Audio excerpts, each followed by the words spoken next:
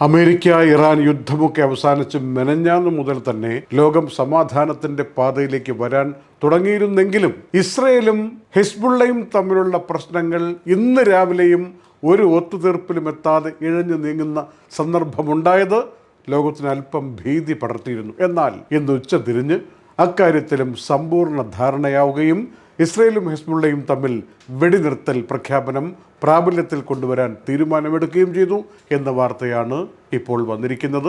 സർവ്വവിധത്തിലും ആശ്വാസമായി മാറുന്ന വാർത്തയായത് മാറുന്നു. പക്ഷേ ഇന്നലെ രാത്രിക്ക് ശേഷം, ഇന്നലെ പാതിരാത്രി 12 മുതൽ ഇന്നുച്ച വരെയായിട്ട് 47 പേരാണ് ലബനോനിൽ കൊല്ലപ്പെട്ടത് എന്ന യാഥാർത്ഥ്യം, ഇസ്രയേലിന്റെ ആക്രമണത്തിൽ മരിച്ചത് എന്ന യാഥാർത്ഥ്യം അവശേഷിക്കുന്നു. 97 പേർക്ക് ഗുരുതരമായി പരുക്ക് പറ്റുകയും ചെയ്തു എന്ന് പറയുന്നു. അതേസമയം 4 ഇസ്രായേലി പട്ടാളക്കാരെ ഹെസ്ബുള്ള വിഭാഗക്കാർ കൊലപ്പെടുത്തിയതാണ് അതിൻ്റെയൊക്കെ അടിസ്ഥാനമെന്ന വിധത്തിൽ ആരോപണ പ്രത്യാരോപണങ്ങൾ ഇപ്പോഴും നടന്നുകൊണ്ടിരിക്കുന്നു. അതിനിടയിൽ ഇറാൻ ഇടപെട്ടുകൊണ്ട് സംസാരിക്കുന്നു. ഇപ്പോൾ പെർമനൻ്റ് ആയിട്ടുള്ളൊരു യുദ്ധമാണ് ഇസ്രായേൽ ആഗ്രഹിക്കുന്നതെന്ന് മനസ്സിലായി. 4 പട്ടാളക്കാർ കൊല്ലപ്പെട്ടതിൻ്റെ പേരിൽ എന്നും ഹിസ്ബുള്ളയ്ക്ക് മേൽ യുദ്ധം നടത്താമെന്ന് ആഗ്രഹിക്കേണ്ടതില്ല, അതിനെ തടയിടുമെന്ന് പറഞ്ഞുകൊണ്ട് ഇറാൻ വിദേശകാര്യ വകുപ്പിൻ്റെ വക്താവ് ശക്തമായി മുന്നോട്ട് വരികയും ചെയ്തപ്പോൾ വീണ്ടും ഈ സമാധാന ശ്രമങ്ങളൊക്കെ തെറ്റിപ്പോകുമോ എന്ന ഭീതി ലോകത്തിലുണ്ടാവുകയും, എന്നാൽ ഖത്തർ സജീവമായി ഇടപെട്ടുകൊണ്ട് തന്നെ വെടിനിർത്തൽ പ്രാബല്യത്തിൽ കൊണ്ടുവരാൻ വേണ്ടിയുള്ള സർവ്വ നടപടികളും സ്വീകരിക്കുകയും ചെയ്തു എന്നാണ് അന്തിമ റിപ്പോർട്ട് പറയുന്നത്.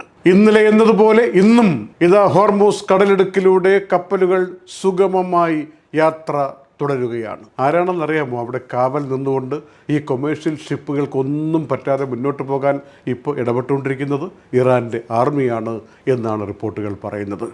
ഇങ്ങനെ പോയാൽ വരുന്ന 60 ദിവസം നിർണായകമാണെന്ന് പറയുമല്ലോ സമാധാനത്തിൻ്റെ കാര്യത്തിൽ. അക്കാര്യത്തിൽ ഒന്നും സംഭവിക്കാതെ അടുത്ത ഘട്ടത്തിലേക്ക് പ്രവേശിക്കുമെന്ന് തന്നെയാണ് ലോകത്തെല്ലാവരും പ്രതീക്ഷിക്കുന്നത്. ഇനി അടുത്ത ആഴ്ച മുതൽ തന്നെ ഇതിൻ്റെ പ്രതിഫലനം മാർക്കറ്റുകളിൽ പ്രകടമാവും എന്ന് കരുതുന്നവരുണ്ട്. എണ്ണവില കുറയും, വളം നിർമ്മിക്കാൻ ആവശ്യമായ സാധന സാമഗ്രികൾ ഹോർമൂസ് കടലിടുക്ക് കടന്ന് വിവിധ രാജ്യങ്ങളിലേക്ക് പോകും, കൃഷിക്കാവശ്യമായ രാസവളം നിർമ്മിക്കാൻ ഉതകുന്ന സജ്ജീകരണങ്ങൾ ഉണ്ടാകും, ഫാക്ടറികൾ സജീവമാകും, കർഷകർക്ക് പുതിയ ജീവൻ കിട്ടും. അങ്ങനെ അവശ്യ സാധനങ്ങളുടെയൊക്കെ വില കുറയും, ഉൽപ്പാദനം കൂടും എന്നൊക്കെ പ്രതീക്ഷിച്ചാണ് ഇന്ന് ഈ ജൂൺ 19-ാം തീയതി ലോകം സഞ്ചരിക്കുന്നത്. പക്ഷേ ഇന്നലെ രാത്രിയും നമ്മുടെ പ്രേക്ഷകർ പറഞ്ഞൊരു കാര്യം, ഈ എണ്ണ യഥേഷ്ടം കിട്ടുമെന്നൊക്കെ പറയുന്നുണ്ടെങ്കിലും നമ്മുടെ വിമാന ടിക്കറ്റുകളുടെ നിരക്ക് ഇപ്പോൾ കുറയും. ജൂണിൻ്റെ പേര് പറഞ്ഞ്, സമ്മറിൻ്റെ പേര് പറഞ്ഞ്, അവധിക്കാലമായതുകൊണ്ട് ആളുകൾ കൂടുതലായിട്ട് നാട്ടിൽ പോകുന്നു, പ്രവാസികളുടെ സഞ്ചാരം കൂടുന്നു എന്ന് പറഞ്ഞുകൊണ്ട് ഓരോ വിധത്തിൽ ചില വിമാന കമ്പനികൾ നമ്മെ പിഴിയാൻ നോക്കും. ബന്ധപ്പെട്ട ഗവൺമെൻറ്റുകളൊന്നും ഇക്കാര്യത്തിൽ ഇടപെടാതെ മാറി നിൽക്കും. അങ്ങനെ വീണ്ടും ചൂഷണത്തിന് വിധേയമാകുന്ന സഞ്ചാരികളെക്കുറിച്ച് നിങ്ങൾക്ക് എന്ത് പറയാനുണ്ട്? എങ്ങനെ ഈ വിഷയം പരിഹരിക്കാൻ പറ്റും? അതിനെന്താണ് ചെയ്യാൻ പറ്റുക എന്നൊക്കെ ചോദിച്ചുകൊണ്ട് നിരവധി സുഹൃത്തുക്കൾ സോഷ്യൽ മീഡിയയിലൂടെ, കമൻറ്റിലൂടെ, അല്ലാതെ കണ്ടും ഞങ്ങൾക്ക് മെസ്സേജുകൾ അയച്ചു. ഇതിന് ജനങ്ങളുടെ പ്രശ്നം കേൾക്കാൻ തക്ക ശേഷിയുള്ള ഒരു സംവിധാനം ലോകത്തുണ്ടാകണം, എങ്കിൽ മാത്രമേ ഈ യാത്രാ പ്രശ്നം പരിഹരിക്കപ്പെടൂ.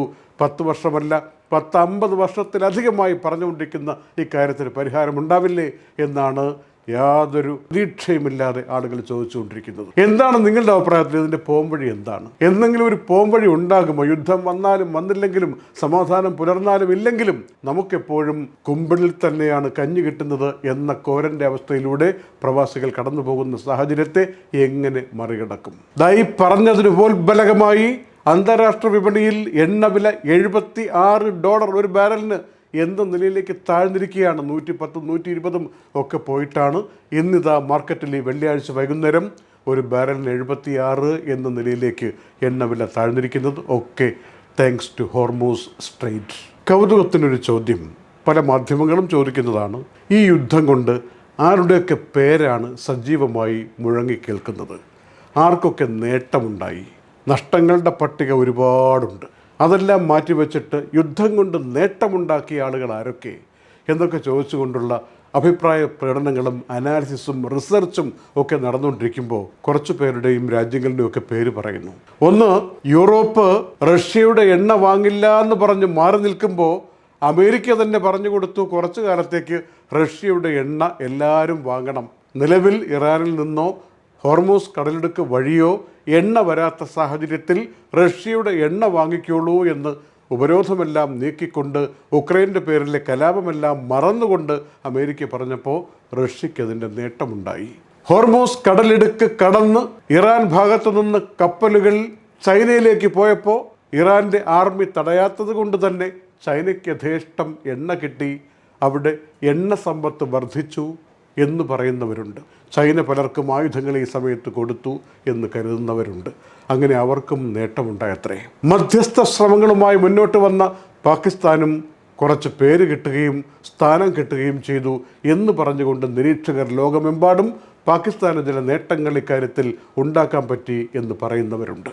ഇപ്പോഴിതാ യുദ്ധം കഴിയുമ്പോൾ ഇറാൻ്റെ എണ്ണ എത്രയോ ദശാബ്ദങ്ങളായി പുറത്താരും വാങ്ങരുതെന്ന് പറഞ്ഞുകൊണ്ടിരുന്ന ഇറാൻ്റെ എണ്ണ വാങ്ങാൻ പറ്റുന്ന സാഹചര്യം ഉണ്ടായിരിക്കുന്നു. അതിന് അമേരിക്ക തന്നെ അവസരം കൊടുത്തിരിക്കുന്നു എന്ന് പറയുമ്പോൾ ഇറാനും ഈ വിഷയത്തിൽ എണ്ണ കയറ്റുമതിയുടെ കാര്യത്തിൽ ആഗോള എണ്ണ മാർക്കറ്റിലേക്ക് പ്രവേശിക്കുന്നതിൻ്റെ കാര്യത്തിൽ നേട്ടമുണ്ടാക്കിയിരിക്കുന്നു എന്ന് നിരീക്ഷകർ കരുതുകയാണ്. യുദ്ധവുമായി ബന്ധപ്പെടുത്തി പല വ്യക്തികൾക്കും അവരുടെ വിഗ്രഹ സമാനമായ ഡെസിഗ്നേഷനുകൾ ഇടിഞ്ഞ് പൊളിഞ്ഞ് വീഴുന്നു നമ്മൾ കണ്ടതാണ്. എന്നാൽ അമേരിക്കയുടെ വൈസ് പ്രസിഡന്റ് JD വാൻസ് നയതന്ത്ര ബന്ധങ്ങളുടെ പേരിൽ ചീഫ് നെഗോഷിയേറ്റർ എന്ന പേരിൽ പേരെടുത്ത് നിൽക്കുന്നതും ഒരുപക്ഷേ വരുന്ന തെരഞ്ഞെടുപ്പിൽ നിഷ്പ്രയാസം ജയിച്ചു കയറാൻ പറ്റുന്ന വിധത്തിലേക്ക് ട്രംപിൻ്റെ പിൻഗാമിയായി JD വാൻസ് വരുമെന്നുള്ള കാര്യം ഏതാണ്ട് ഉറപ്പിക്കാമെന്നും ചില അമേരിക്കൻ മാധ്യമങ്ങൾ പറയുന്നതും ഒരു വ്യക്തിയുടെ വിജയപ്പട്ടികയിൽ എഴുതി ചേർക്കേണ്ട പേരായി മാറുകയാണ്. ഇനിയൊരു കാര്യം പറയാതെ പോകുന്നത് ശരിയല്ല. കേരളത്തിൻ്റെ റിവൈസ്ഡ് ബഡ്ജറ്റ് ഇന്ന് മുഖ്യമന്ത്രി ധനമന്ത്രി VD സതീശൻ നിയമസഭയിൽ അവതരിപ്പിച്ചപ്പോൾ പ്രവാസികളുടെ കാര്യത്തിൽ പല പ്രാവശ്യം മെൻഷൻ ഉണ്ടായി എന്ന കാര്യം നമ്മൾ മറക്കരുത്. അതിലൊന്നാമത്തേത്, തിരികെ വരുന്ന പ്രവാസികൾക്ക് സമഗ്രമായ പുനരധിവാസ പദ്ധതി ആവിഷ്കരിക്കും. പ്രവാസികളുടെ നിക്ഷേപം സ്വീകരിച്ചുകൊണ്ടുള്ള ഒരു കമ്പനി രൂപീകരിച്ചതിൻ്റെ പ്രവർത്തനം ശക്തമാക്കും. പ്രവാസികൾക്ക് നാട്ടിൽ സ്ഥാപനങ്ങൾ ആരംഭിക്കാൻ ബ്യൂറോക്രാറ്റിക് ആയിട്ടുള്ള തടസ്സങ്ങളൊക്കെ മാറ്റിക്കൊണ്ട് ഏകജാലക സംവിധാനങ്ങൾ ഉണ്ടായി വരും. മൈഗ്രേഷൻ പ്രോത്സാഹിപ്പിക്കുന്നതിന് വേണ്ടിയുള്ള പുതിയ നയങ്ങളും പ്രത്യേക മൈഗ്രേഷൻ സെല്ലുകളും കേരളത്തിൽ ഉണ്ടാക്കും. ഇങ്ങനെയുള്ള പ്രഖ്യാപനങ്ങൾ ഈ ബഡ്ജറ്റിൽ വന്നത് കാര്യഗൗരവത്തിൽ പ്രവാസികളെ ഈ ഗവൺമെൻറ് പരിഗണിക്കുന്നു എന്നുള്ളതിൻ്റെ ഉദാഹരണമായി മാറുകയാണ്. Night updates supported by ELL Properties, Kalyan Jewelers, Gentle Park, Best Quality Linen and Cotton, Lulu Supermarket, Hypermarket and Department Store, Fira Foods, Al Nasood Cargo, Gold Star Rent-A-Car, Dr. Rasina's Ayurvedic Clinic, Ain Gold and Diamonds, Choco World, Partha Signature Abu Shagara Sharjah, ABC Cargo and Courier, Hashim Hypermarket.